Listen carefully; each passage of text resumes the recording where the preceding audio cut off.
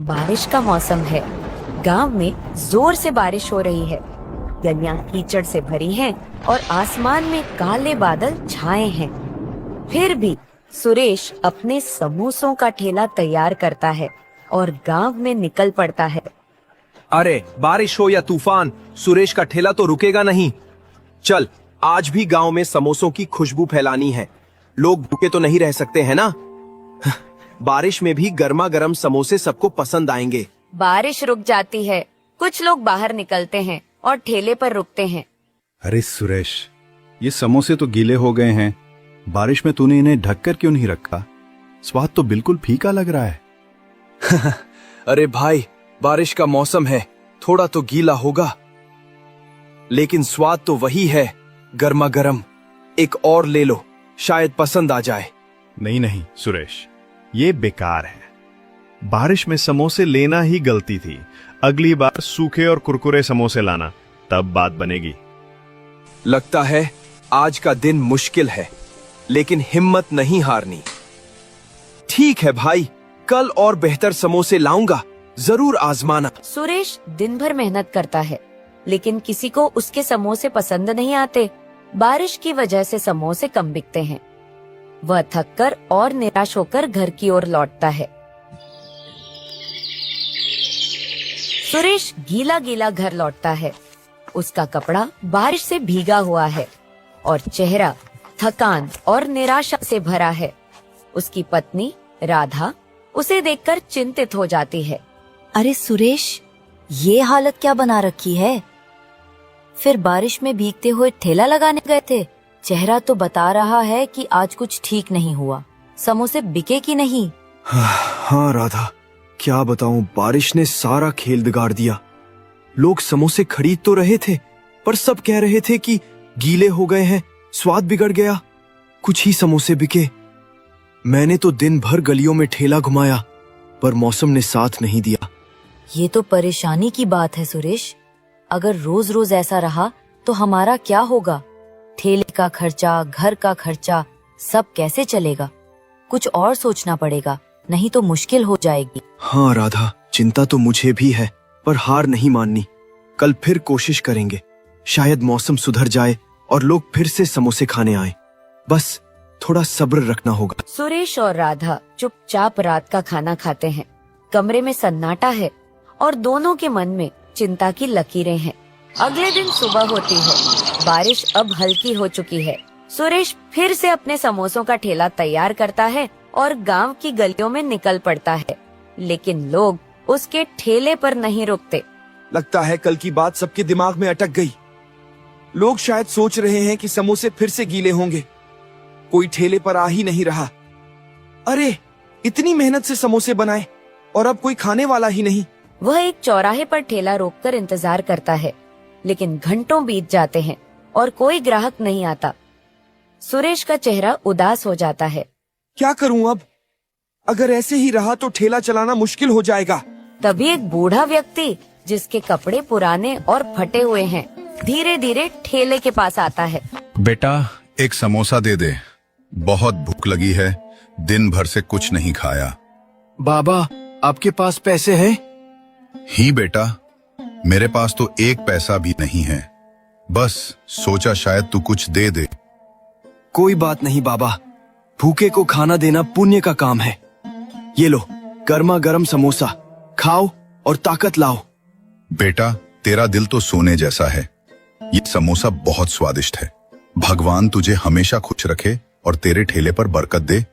शुक्रिया बाबा, आपकी दुआ ही काफी है। आसमान फिर से काले बादलों से घिर जाता है और अचानक तेज बारिश शुरू हो जाती है। बारिश की बूंदें ठेले पर रखे समोसों पर गिरने लगती हैं। सुरेश परेशान हो जाता है। अरे, ये क्या हो गया? फिर से बारिश। अब तो सारे समोसे भीग जाएंगे। कल लोग बुरा भला कह रहे थे और आज फिर वही हाल। मेहनत पर पानी फिर जाएगा। तभी बूढ़ा व्यक्ति अपनी पुरानी मोटी बोरी उतारता है, जो उसने बारिश से बचने के लिए ओढ़ रखी थी। बेटा, परेशान मत हो, ये बोरी ले, इसे अपने ठेले पर डाल दे। इससे तेरे समोसे भीगने से बच जाएंगे। लेकिन बाबा, अगर मैं ये बोरी ले लूं तो आप कैसे बचेंगे इस बारिश से? आप तो खुद भीग जाएंगे। मेरी चिंता तू मत कर बेटा, ये बोरी तुझे ज्यादा जरूरी है। ले, रख ले इसे और अपने समोसों को बचा। बाबा, आपका बहुत बहुत शुक्रिया, आपने मेरी बड़ी मुसीबत हल कर दी। बस अपना काम करते रह बेटा, अच्छे दिल वालों का हमेशा भला होता है। बूढ़ा व्यक्ति धीरे धीरे बारिश में चलना शुरू करता है, लेकिन अचानक वह बारिश के पर्दे में गायब हो जाता है। वह बोरी को और मजबूती से ठेले पर बांधता है। बारिश अब थम चुकी है। एक ग्राहक, जो गांव का एक जाना माना व्यापारी है, ठेले के पास आता है। अरे सुरेश, तेरा ठेला तो आज भी यही है। मैंने सुना था कि कल तेरे समोसे गीले हो गए थे, लेकिन आज तो मौसम पूरा ठीक लग रहा है। चल 2 समोसे दे दे, भूख जोरों की लगी है। हाँ भाई, आज समोसे बिल्कुल ताजा है, ये लो गर्मा गर्म। लेकिन सच कहूं, कल की बात से मन थोड़ा डरा हुआ है। लोग शिकायत कर रहे थे। वाह सुरेश, ये क्या बात है? ये समोसे तो लाजवाब हैं। ऐसा स्वाद तो मैंने पहले कभी नहीं चखा। ना ज्यादा तेल, ना गीले, बस एकदम कुरकुरे और मसालेदार। तूने तो आज कमाल कर दिया। सच में भाई, तुझे इतना पसंद आया? शुक्रिया, शायद आज का दिन अच्छा है। चल एक और समोसा ले, ये मुझ पर। अरे इतनी उदारता। ठीक है, एक और दे दे। लेकिन सच बताना सुरेश, तूने आज समोसों में क्या डाला? ये तो जादू जैसा स्वाद है। बस वही पुराना मसाला भाई, शायद आज मेहनत का फल मिल रहा है। ग्राहक समोसे खाकर चला जाता है और रास्ते में मिलने वालों से सुरेश के समोसों की तारीफ करता है। धीरे धीरे और लोग ठेले की ओर आने लगते हैं। एक के बाद एक ग्राहक समोसे खरीदते हैं और हर कोई स्वाद की तारीफ करता है। सुरेश, ये तो बात हो गई। कल तेरे समोसे गीले थे, लेकिन आज तो तूने बाजी मार ली। ये स्वाद तो भूलने वाला नहीं। मेरे पूरे परिवार को ये समोसे खिलाऊंगा। कितने बचे हैं? 4 और दे दे। अरे इतनी तारीफ, धन्यवाद भाई लोग। बस थोड़े ही समोसे बचे हैं, जल्दी ले लो। देखते देखते ठेले पर भीड़ लग जाती है। लोग एक दूसरे को बुलाने लगते हैं और कुछ ही देर में सुरेश के सारे समोसे बिक जाते हैं। वह थक गया है, लेकिन चेहरे पर संतुष्टि की मुस्कान है। आज तो कमाल हो गया। न जाने उस बूढ़े बाबा की बोरी में क्या जादू है, लेकिन कुछ तो खास है। चल घर जाकर राधा को ये खुशखबरी सुनाता हूँ। वह ठेले को धक्का मारकर घर की ओर चल पड़ता है, मन में नई उम्मीद और उत्साह लिए। सुरेश दिन भर की कमाई के साथ खुशी खुशी घर लौटता है। अरे सुरेश, आज तो तुम्हारा चेहरा चमक रहा है, जैसे कोई खजाना मिल गया हो। क्या बात है? लगता है ठेले पर आज कुछ खास हुआ। जल्दी बताओ, समोसे बिके कि नहीं? कितने बिके? राधा, आज तो कमाल हो गया। सारे समोसे बिक गए, एक भी नहीं बचा। लोग ठेले पर ऐसे टूट पड़े जैसे गांव में मेला लग गया हो। हर कोई तारीफ कर रहा था, कह रहे थे कि इतने स्वादिष्ट समोसे पहले कभी नहीं खाए। सच में सुरेश, ये तो बहुत अच्छी खबर है।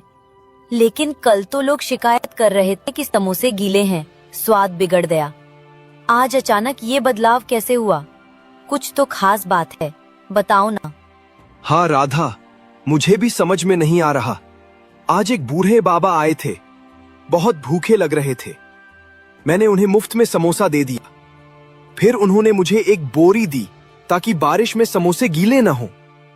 बस उस बोरी से समोसों को ढका और फिर लोग आने लगे।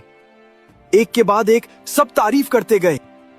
अरे सुरेश, तुमने बूढ़े बाबा को मुफ्त में समोसा दिया, ये तो तुम्हारी अच्छाई का फल है।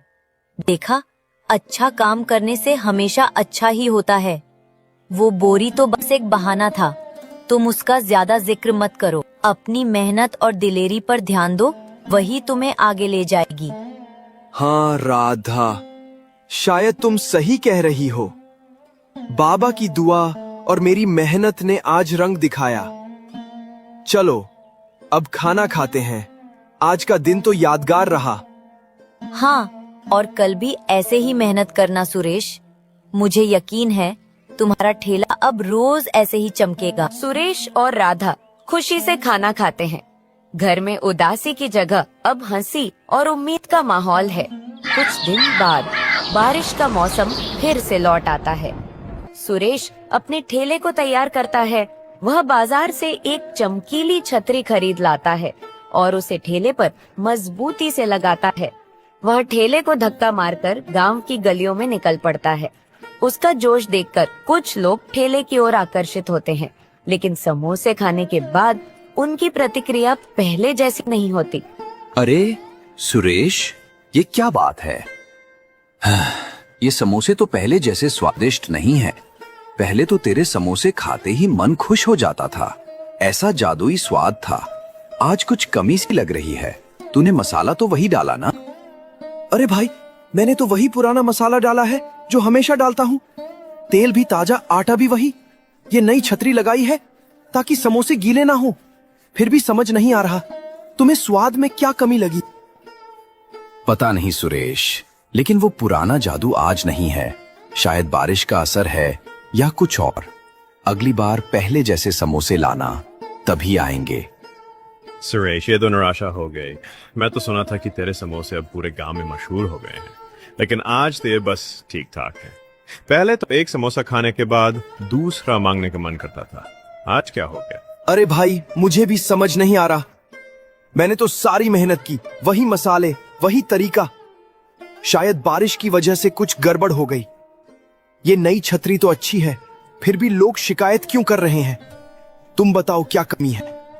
बस वो बात नहीं है सुरेश। अगली बार पहले जैसे समोसे लाना, फिर देखते हैं। दिन बीतता है और ठेले पर भीड़ नहीं लगती। सुरेश के ज्यादातर समोसे बिकते नहीं और वह परेशान हो जाता है। वह चौराहे पर ठेला रोककर सोच में डूब जाता है। ये क्या हो गया? छतरी तो बढ़िया है, समोसे गीले भी नहीं हुए, फिर लोग शिकायत क्यों कर रहे हैं? हाँ, पिछले कई दिन सब कुछ ठीक चल रहा था, लोग तारीफ कर रहे थे।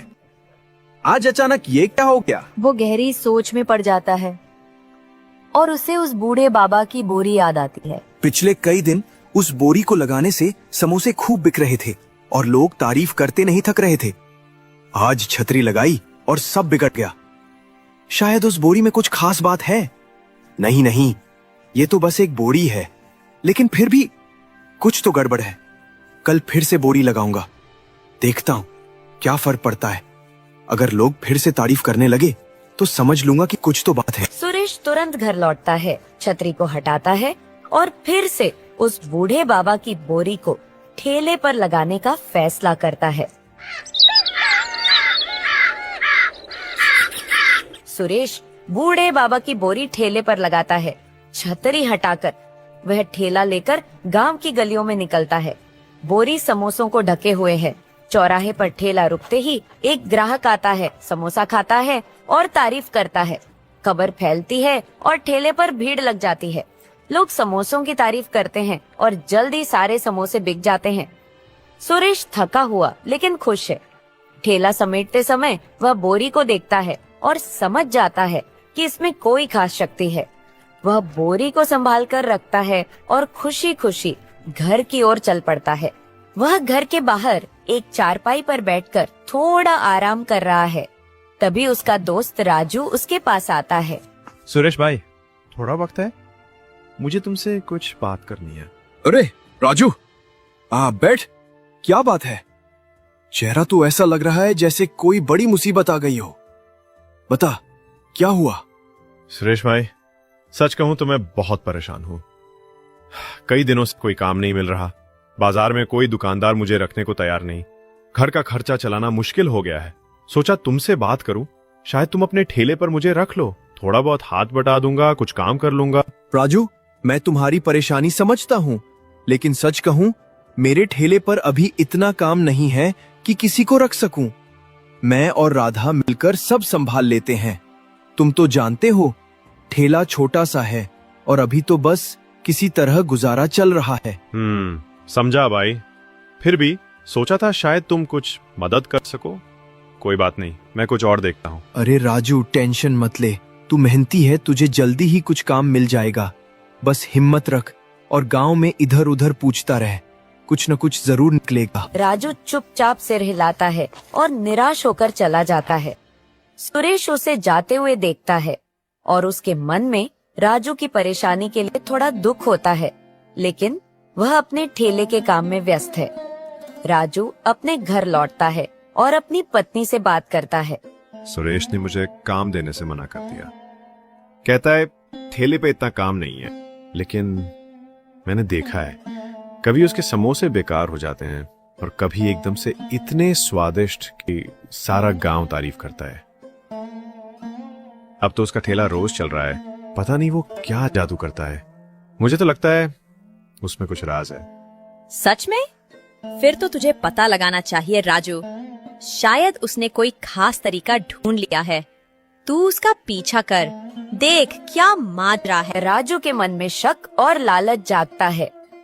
वह सुरेश के ठेले के रहस्य को जानने का फैसला करता है और उस रात वह सुरेश के घर के बाहर चुपके से खड़ा हो जाता है, यह सुनने के लिए कि सुरेश और राधा क्या बात करते हैं। वह उन दोनों की सारी बातें सुन लेता है और अगले दिन सुबह जब सुरेश अपना ठेला तैयार कर रहा था, राजू जबी बोरी को चोरी कर लेता है। राजू अपने घर पहुंच चुका है, बोरी को जमीन पर रखता है। उसकी पत्नी भी वहाँ है। अब देख क्या कमाल दिखाता हो। ये वही बोरी है जो सुरेश को अमीर बना रही है। बोरी बोरी आटा निकाल। कोई जवाब नहीं आता, बोरी शांत पड़ी है। बोरी बोरी सोना निकाल। अरे कैसी बोरी है ये? कुछ भी तो नहीं कर रही, एक पत्थर तक नहीं निकाल सकती। सोना तो दूर की बात। तभी बोरी से ढेर सारे पत्थर निकलते हैं और दोनों पर गिर जाते हैं। दोनों पत्थरों में दबे पड़े हैं। सुरेश को उसकी ईमानदारी और दयालुता का इनाम मिला, जबकि राजू को अपनी चोरी और लालच की सजा। ये कहानी हमें सिखाती है कि जो दूसरों की भलाई करता है, कुदरत खुद उसकी मदद करती है, और जो छल करता है उसका अंत हमेशा बुरा ही होता है।